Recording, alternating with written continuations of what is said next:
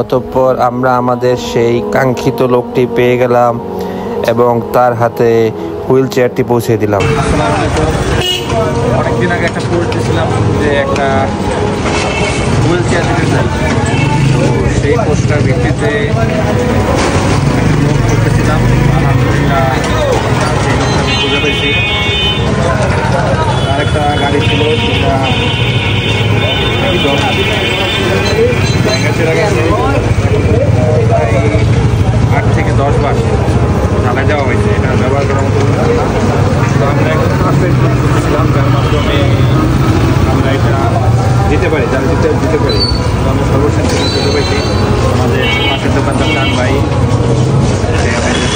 আলহামদুলিল্লাহ পৌঁছে দেবো ইনশাআল্লাহ। আমরা এখন এটা দিয়ে দেবো দামে, আমাদের চান ভাই মানুষটা পৌঁছে দিয়েছে আলহামদুলিল্লাহ। সে বিনা টাকায় এখন বলতে 4 থেকে 5 বার রিপেয়ার করে দিচ্ছে, কিন্তু এটা এখন রিপেয়ার করার মতো যোগ্য না। তো আমরা এখন এটা টাকাটা তুলে দেবো ইনশাআল্লাহ।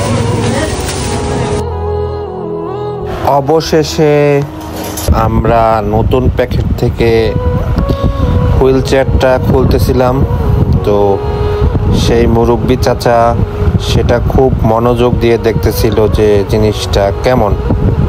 তো আলহামদুলিল্লাহ খোলা শেষ হলো। এরপর আমি তাকে নামিয়ে ওইটাতে বসায় দেওয়ার কথা বললাম, কিন্তু সে বলল যে সে নিজেই পারবে আলহামদুলিল্লাহ। পরবর্তীতে সে নিজেরটা নিজেই হুইল চেয়ারে বসলো।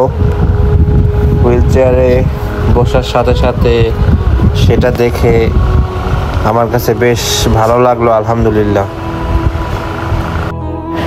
সে এটা পেয়ে অনেক বেশি খুশি হলো এবং আল্লাহর কাছে দোয়া করতেছিল।